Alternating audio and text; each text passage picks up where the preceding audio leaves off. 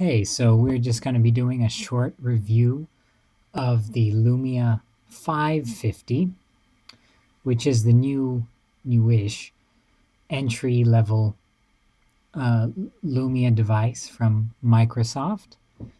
And the big deal with this device is that it comes with Windows 10 Mobile pre-installed. And so while you can get a Lumia 640 from, at least in the US, from Best Buy for $30, locked to AT&T, but you can unlock it pretty easily. I'll put a link to that in the description below. This is the budget Lumia you can get with Windows 10, and it costs about $140. And it's the specs are pretty underwhelming. It has a Snapdragon 210 processor, which it has a low clock speed, and it's pretty much the most sluggish chip you can get in a phone, or a Snapdragon chip. But it also comes with LTE support, so you'll get better data speeds. And the screen is pretty nice. It's a 720p HD display, and it also comes with a glance screen, so you'll see the time and date and notifications displayed on the screen even when it's locked, which is a feature from more higher end Lumias of the past. And so you can really see that while the CPU is pretty slow, as well as the GPU, on the outside you get a very nice display, which is very sharp. It's pretty, I hate to say retina. It's basically a retina display. It's a little sharper than the 640, than the Lumia 640's display, due to the smaller 4.7-inch size of this, the Lumia 550's display. And it has a 2-megapixel front-facing camera, which is adequate. It's good. It's better than the 640s, and certainly any previous 500 iteration. I don't even know if the last one had a front-facing camera. And it also comes with a 5-megapixel rear camera, which it's pretty good. I'd say it's pretty comparable to the 8-megapixel camera found in the 640 and even the newer 650. So basically, everything looks good on the phone. The camera is adequate. The screen is very good. Certainly the strong point of the device. The front-facing camera it's good. It's definitely good enough for your Skype calls and selfies.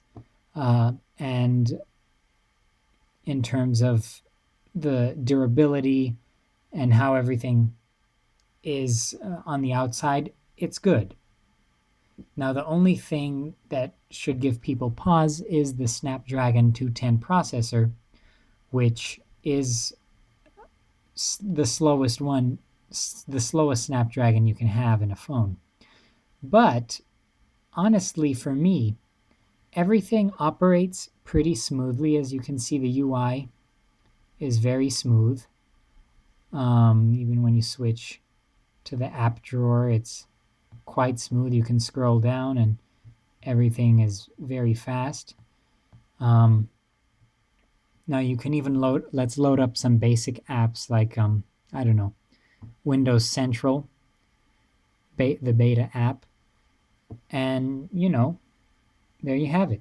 It opened up and everything's loaded, and you can go to the forums. And, even though the app is slow and it's in beta, everything moves very swiftly and it's pretty crisp. So, as you can see, let's open up MyTube, which is one of the best YouTube apps on the Windows 10 mobile store. And there you can see everything loads up pretty quickly. let's let's open up. Yeah, pretty much. I'd say for in real world usage, there's nothing wrong with this phone. Um, the only time you're let's open up Amazon here. The only time you're going to have any problems with the performance of the phone is occasionally when you have. See, Amazon opened up pretty quickly. Um, when you have a lot of notifications, things are gonna uh, be a little laggy when you scroll down to bring up the action center. So, but really, that isn't such a big deal. It's not like it's a performance killing lag or anything. Battery life on this device is actually pretty good. I'd say you can get definitely a full day of regular use out of the 21 milliamp hour battery. Since it's powering a pretty power frugal processor, it's going to do all right. Now, the one thing is gaming. You're not going to be gaming on this very much. One of the only games I've found that runs well that's not a basic 2D game. So, of course, all the basic Microsoft casual games, Mahjong, chess, checkers, whatever, that's going to work fine. Other more intense games like Tomb Raider Relic Run or Lara Croft Relic Run, even Disney Crossy Road, those games are not going to run well. But, of course, here you see Temple Run is running just fine. And it's hard to play this way through the camera. But as you can see, everything chugs along at a nice frame rate and it's doable. So let's get out of there.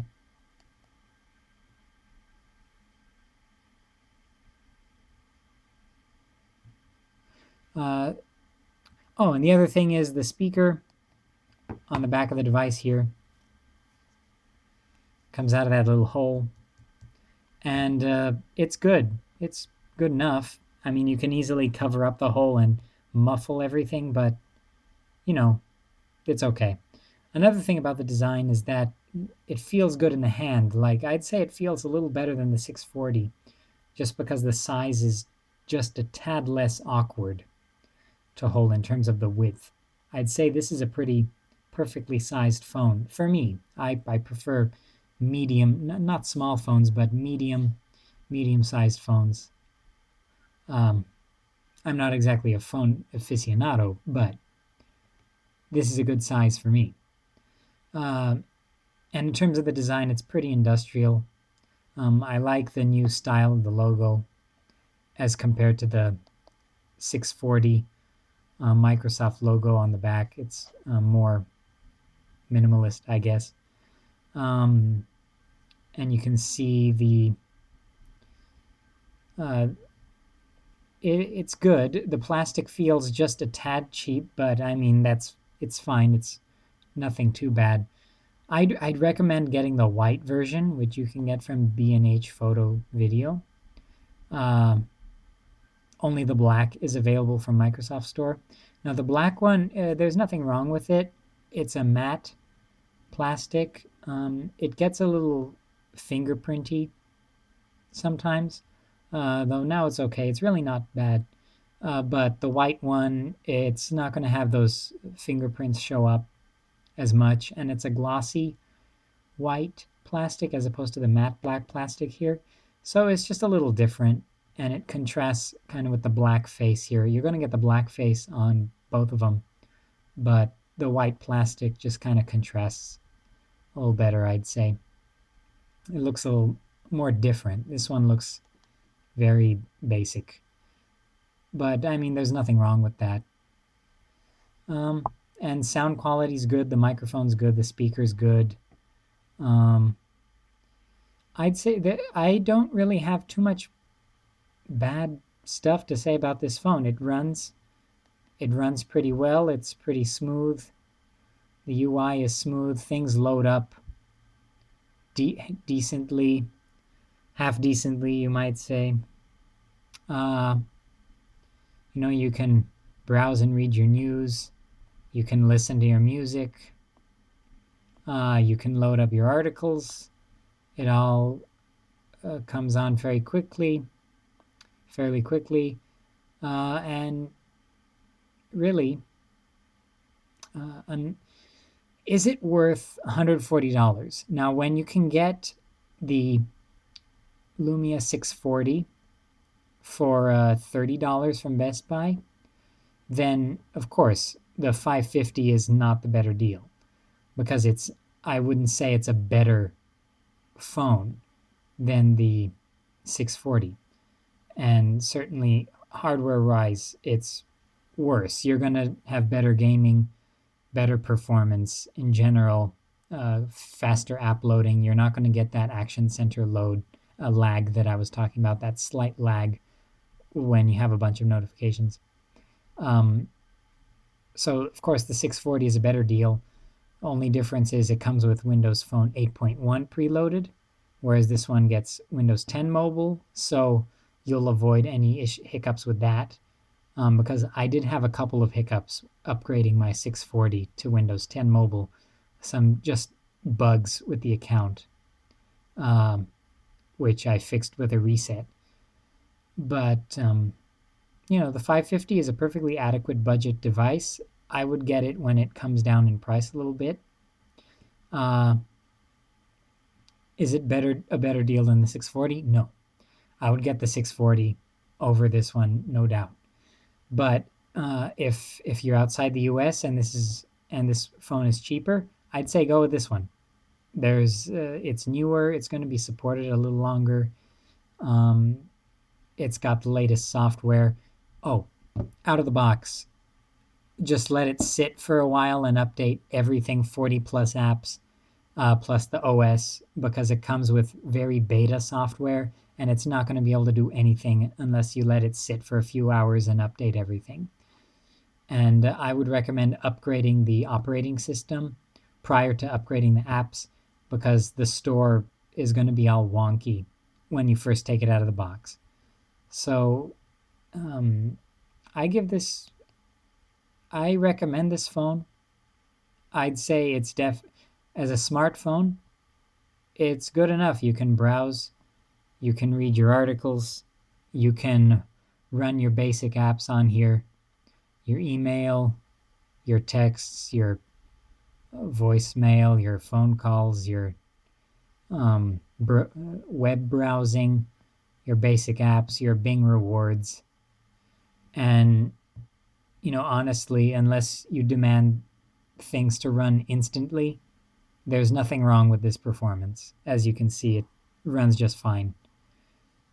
Certainly with the latest OS updates, it runs just fine. It chugs along certainly well enough. So yeah, there's my discussion of the Lumia 550. I give it a thumbs up, unless you're a gamer. If you're a gamer and you want to game heavily on your phone, then no, I don't recommend this phone. And if you want 10 different kinds of Snapchat, then I don't recommend a Windows phone. It certainly has all the apps that I need to use on a daily basis. Doesn't have the Google Suite, so that's sad. But, what can you do? Everything else runs just fine. So there you have it, the Microsoft Lumia 550 with Windows 10 Mobile.